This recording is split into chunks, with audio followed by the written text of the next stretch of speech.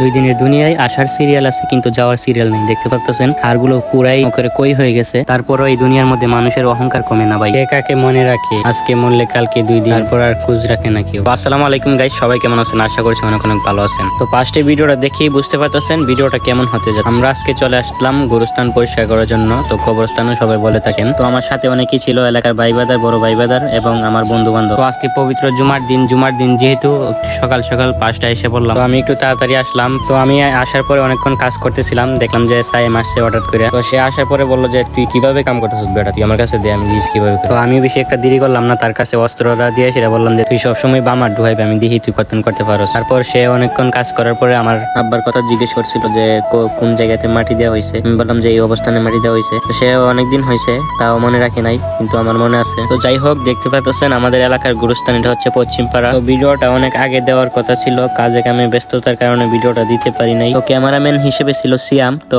সে বলতেছে তোরে ভিডিও করে দিছি, অতক্ষণ তুই কাজ করছো, এখন মামা তুই ক্যামেরা ধর, আমি কাজ করি। যাই হোক, আমি ক্যামেরা ধরে সে ভিডিও করতেছিলাম। অনেকে এখন কমেন্টে এসে বলতে পারে যে কবরস্থানে ভিডিও করা লাগে। আমি তাদের উদ্দেশ্য করে একটা কথা বলতে চাই, সৎ কাজে আদেশ করা ভালো এবং অসৎ কাজ থেকে বিরত থাকা ভালো। তো ভিডিওটা করার মূল উদ্দেশ্য হলো আমার এরকম মানবিক কাজে যেন সবাই উৎসাহ পায়। তো কাজ কামের শেষে দেখতে পাচ্ছেন সবাই একসাথে একত্রিত ভাবে কবরস্থানের বাহিরে ছোটখাটো নাস্তার আয়োজন করা হয়েছে। তো অনেকেই ভাবতে পারে যে গুরুস্থানে এসে আবার বিরিয়ানি খাওয়া লাগে। মূলত আমরা হচ্ছে গুরুস্থানের কিছু টাকা তুলি তো পরিষ্কার করার জন্য। তো অনেক সময় বাহিরের লোক দিয়ে টাকার মাধ্যমে পরিষ্কার করানো হয়, মাঝে মধ্যে আমরাও পরিষ্কার করি। তো এখান থেকে কিছু টাকা বেঁচে যায়, তার মাধ্যমে টুকটাক নাস্তার আয়োজন করে। তো দেখতে পাচ্ছেন আমরা প্লেট গুলা নিয়ে সেটা এক সাইডে আমার বন্ধু বান্ধব মিলে সেটা একসাথে খাওয়া দাওয়া করতেছিলাম। তো এভাবে খাওয়ার মজাই আলাদা, কি বলবো। তো যাই হোক, খাওয়া দাওয়ার শেষে অবশেষে বাড়ির দিকে রওনা দিলাম। তো ভিডিওটা এই পর্যন্তই ছিল। ভিডিওটা ভালো লাগলে অবশ্যই শেয়ার করে দিবেন, আর এরকম মানবিক কাজে সবাই পাশে থাকবেন। ভিডিওটা বেশি বেশি শেয়ার করবেন। আসসালামু আলাইকুম।